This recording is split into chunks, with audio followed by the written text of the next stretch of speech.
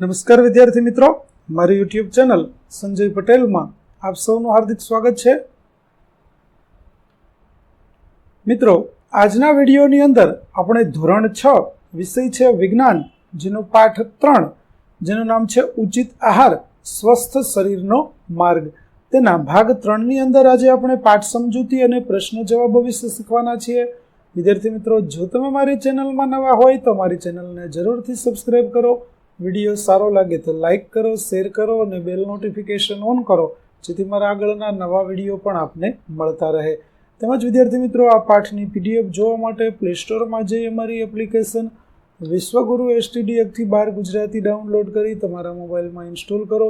જે તમે શરૂ કરશો તો તમને આ પ્રકારે જોવા મળશે, જેમાં બધા ધોરણની અંદર ધોરણ બતાવશે, ધોરણ પસંદ કરશો એટલે વિષય બતાવશે, વિષય પસંદ કરશો એટલે પાઠનું નામ બતાવશે. જેમાં તમે વિડીયો ઉપર ક્લિક કરશો તો વિડીયો જોવા મળશે અને PDF ઉપર ક્લિક કરશો તો તમને PDF જોવા મળશે.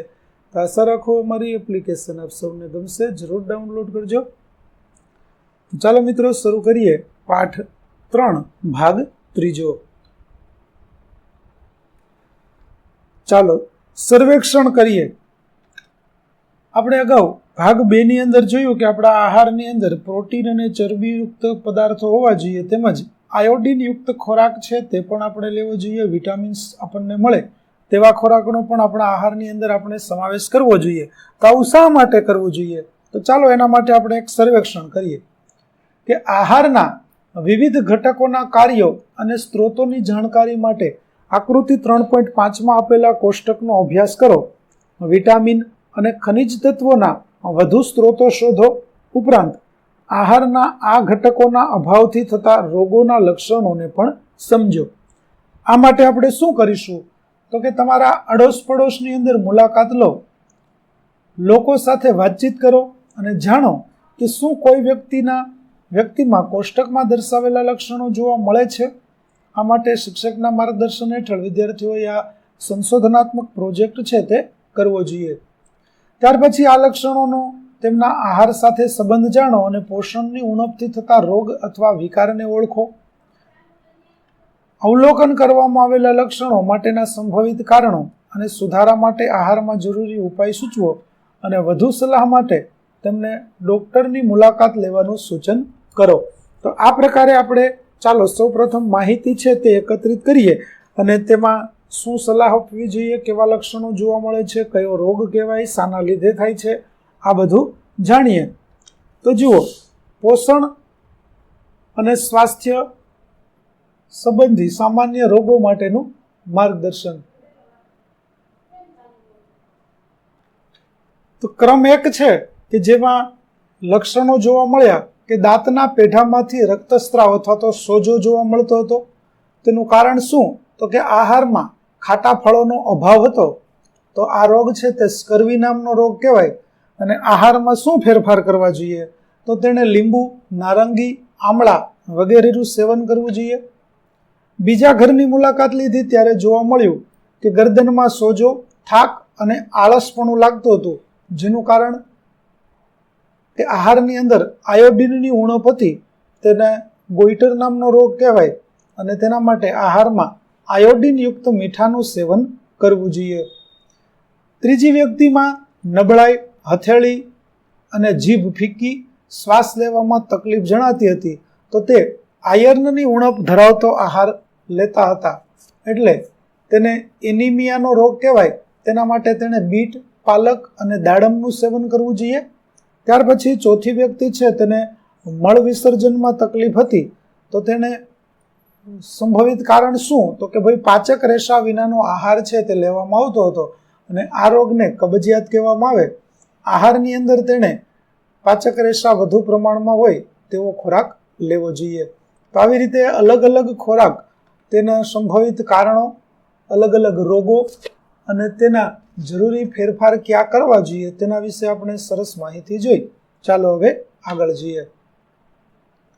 જુઓ, અહીં આહારનો ઘટક, તેનું કાર્ય, તેના સ્ત્રોત, તેનાથી થતા રોગ અને તેના લક્ષણો શું હોય તેના વિશે માહિતી આપેલી છે. જેમ કે વિટામિન A ની ઉણપ હોય તો તેના કાર્ય છે આંખો અને ત્વચાને સ્વસ્થ રાખવાનું કામ કરે છે. તે આપણને પપૈયું, ગાજર, કેરી અને દૂધમાંથી મળે છે. જો વિટામિન એ ન હોય તો દ્રષ્ટિ ગુમાવવાની શક્યતા રહે છે. તેના લક્ષણોમાં આપણને નબળી દ્રષ્ટિ, અંધારામાં દ્રષ્ટિવિહીનતા, રતાંધળાપણું અને ક્યારેક સંપૂર્ણ અંધત્વ પણ આવી શકે છે. એવી રીતે વિટામિન B1 તો તેનાથી તે હૃદયને સ્વસ્થ રાખે છે અને વિવિધ કાર્યો કરવા માટે શરીરને મદદરૂપ થાય છે. તેના સ્ત્રોત કઠોળ, સૂકો મેવો, આખા ધાન્ય, તેલીબિયા, દૂધની બનાવટો વગેરે છે. તેનાથી જો વિટામિન બીની ઉણપ હોય તો બેરી નામનો રોગ થઈ શકે. તેના લક્ષણો હાથ અને પગમાં સોજો આવવો, જણજણાટી થવી કે બળતરા થવી અને શ્વાસ લેવામાં તકલીફ થવી. એવી જ રીતે વિટામિન સીની ઉણપથી શરીરને રોગ સામે લડવામાં મદદ મળે છે. તે આમળા, જામફળ, લીલા મરચા, નારંગી અને લીંબુમાંથી પ્રાપ્ત થાય છે. વિટામિન એની ઉણપથી સ્કર્વી નામનો રોગ થાય છે. તેના લક્ષણો જોઈએ તો પેઢામાંથી લોહી નીકળવું, ઘામાં રૂજ આવવા માટે વધુ સમય લાગવો વગેરે તેના લક્ષણો છે. ત્યાર પછી વિટામિન ડી. તો વિટામિન ડી છે તેનું કાર્ય હાડકાં અને દાંત માટે કેલ્શિયમ શોષવામાં શરીરને મદદ કરે છે. તે આપણને સૂર્યપ્રકાશ, દૂધ, માખણ, માછલી અને ઈંડામાંથી પ્રાપ્ત થાય છે. વિટામિન ડીની ઉણપથી રિકેટ્સ એટલે કે સુક્તાન નામનો રોગ થાય છે. એના લક્ષણો છે નરમ અને વળેલા હાડકાં. ત્યાર પછી કેલ્શિયમ. તો હાડકાં અને દાંતને સ્વસ્થ રાખે છે. તે આપણને દૂધ, સોયા દૂધ, દહીં, ચીઝ અને પનીરમાંથી પ્રાપ્ત થાય છે. હાડકાં અને દાંતનો સડો તેના લીધે થાય છે, કેલ્શિયમની ઉણપને લીધે. તેના લક્ષણોમાં નબળા હાડકાં અને દાંતમાં સડો જોવા મળે છે. ત્યાર પછી આયોડિન. તો તેનું કાર્ય છે શારીરિક અને માનસિક પ્રવૃત્તિઓ કરવામાં મદદ કરે છે. તે આપણને દરિયાઈ શેવાળ, શિંગોડા અને આયોડિનયુક્ત મીઠામાંથી પ્રાપ્ત થાય છે. તેને લીધે ગોઈટર નામનો રોગ થાય અને ગળાના અગ્રભાગમાં સોજો આવી શકે છે. ત્યાર પછી આયર્નની ઉણપ હોય તો તેનું કાર્ય છે લોહીનો મહત્વનો ઘટક છે. તે આપણને લીલા પાંદડાવાળા શાકભાજી, બીટ અને દાડમમાંથી પ્રાપ્ત થાય છે.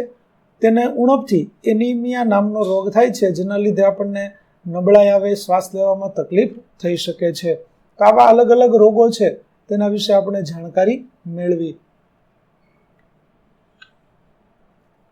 ચાલો, આકૃતિ 3.5 પરથી તમે શીખ્યા કે વિટામિન એ, B1, C અને ડી તથા ખનિજ તત્વો કેલ્શિયમ, આયોડિન અને આયર્ન એ ખોરાકના બે જૂથ છે જે આપણા શરીરને વિવિધ રોગો સામે રક્ષણ આપે છે. પરંતુ આપણે વિટામિન અને ખનિજ તત્વોની ઉણપથી થતા રોગો અથવા વિકારો કેવી રીતે દૂર કરી શકીએ? તો ચાલો, અહીંયા આપણને વિટામિન એના સ્ત્રોત, B1 ના કેટલાક સ્ત્રોતો આપેલા છે. આ સિવાય વિટામિન સી ના સ્ત્રોત અને વિટામિન ડી ના સ્ત્રોત જે આપણે અગાઉ જોયા તે આપેલા છે.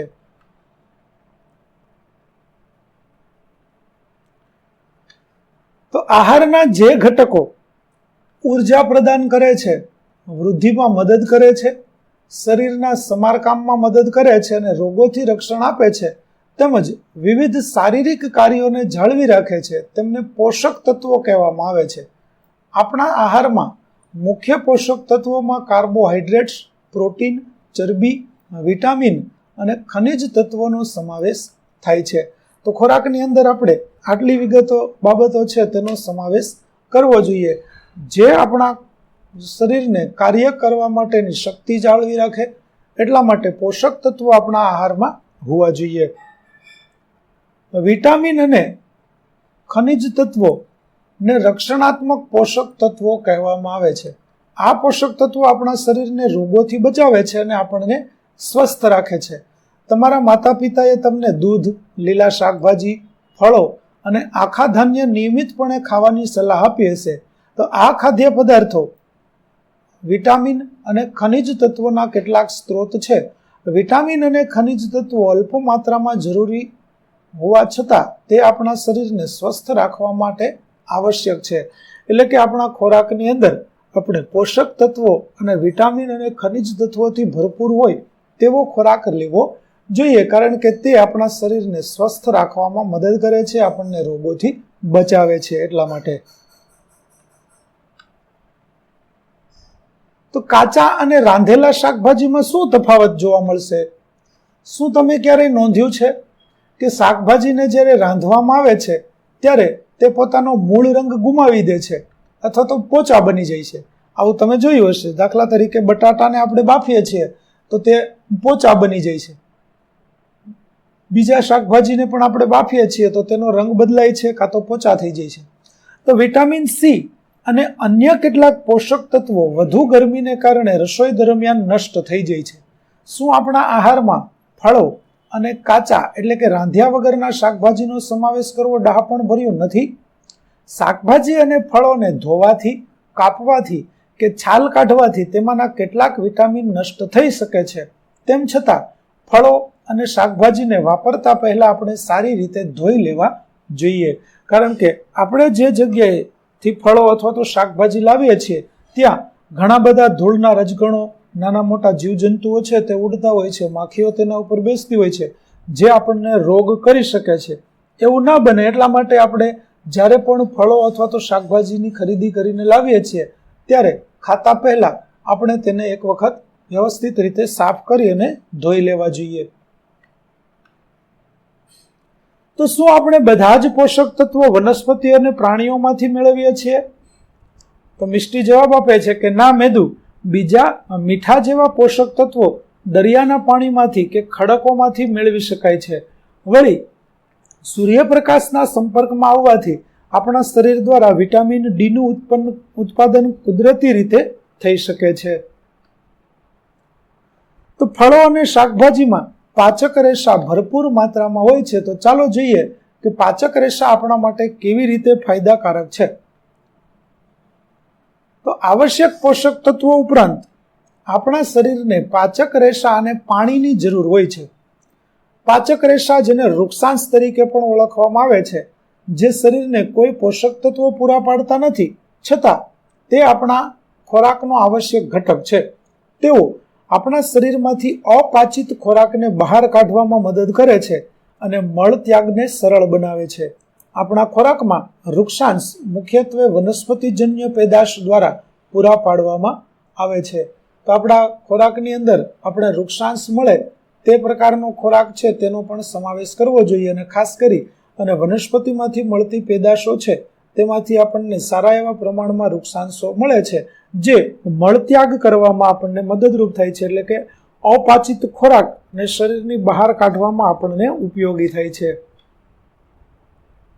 લીલા પાંદડાવાળા શાકભાજી, તાજા ફળો અને આખા ધાન્ય, કઠોળ અને સૂકા મેવા વૃક્ષાંશના સારા સ્ત્રોત છે. તો શક્ય હોય ત્યાં સુધી સ્થાનિક સ્તરે ઉગતી વનસ્પતિ આધારિત ખોરાક ખાવો જોઈએ, કારણ કે તે શરીરના સ્વાસ્થ્ય માટે તેમજ આપણા પર્યાવરણ અને આપણા ગ્રહ માટે પણ સારું છે. તો આપણને સ્થાનિક પરિસ્થિતિમાંથી જે વનસ્પતિઓ મળતી હોય અને જે ખોરાક પ્રાપ્ત થતો હોય તેનો ઉપયોગ આપણે આપણા ખોરાકની અંદર કરવો જોઈએ. ત્યારે મેદુ કહે છે કે મારા દાદીને મળત્યાગ કરવામાં મુશ્કેલી પડે છે. હવે મને સમજાયું કે ડોક્ટરે તેમને રેસાથી ભરપૂર ખોરાક ખાવાની સલાહ શા માટે આપી હતી. તો આપણા શરીરને પાણી પૂરું પાડતા ખોરાકના સ્ત્રોતો ક્યાં, તેમાંની કેટલાકની યાદી બનાવો. તો પાણી પણ આપણા આહારનો આવશ્યક ભાગ છે. તે શરીરને ખોરાકમાંથી પોષક તત્વોને શોષવામાં મદદ કરે છે. તે પરસેવો અને પેશાબ દ્વારા શરીરમાંથી કચરો દૂર કરે છે. આપણે પોતાને સ્વસ્થ રાખવા માટે પૂરતું પાણી પીવું જોઈએ. પાણી શા માટે વધારે પીવું જોઈએ? તો ચાલો તેની એક સરસ મજાની આકૃતિ જોઈએ. તો પાણી આપણને પૂરું પાડતા સ્ત્રોતો, જેમાં ઉચ્ચ પાણી અને વિટામિન હોય એવા તરબૂચ, શક્કરટેટી, સ્ટ્રોબેરી અને નારંગી. ત્યાર પછી રેસા અને પાણીથી ભરપૂર લીલા શાકભાજી જોઈએ તો કાકડી, લેટીસ, પાલક અને સેલરી. ત્યાર પછી અન્ય હાઇડ્રેટિંગ ખોરાક, જેમાં આપણે નાળિયેર પાણી, દહીં અને પાતળા સૂપનો ઉપયોગ કરવો જોઈએ. ત્યાર પછી હાઇડ્રેશનના ફાયદા, કે પાણી આપણા શરીરમાં શા માટે જરૂરી છે? તો કે શરીરનું તાપમાન જાળવી રાખવા માટે, ત્વચાને સ્વસ્થ રાખે છે, પાચનમાં મદદ કરે છે, માટે આ ફળ અને શાકભાજીને આપણે દૈનિક આહારની અંદર સામેલ કરવા જોઈએ.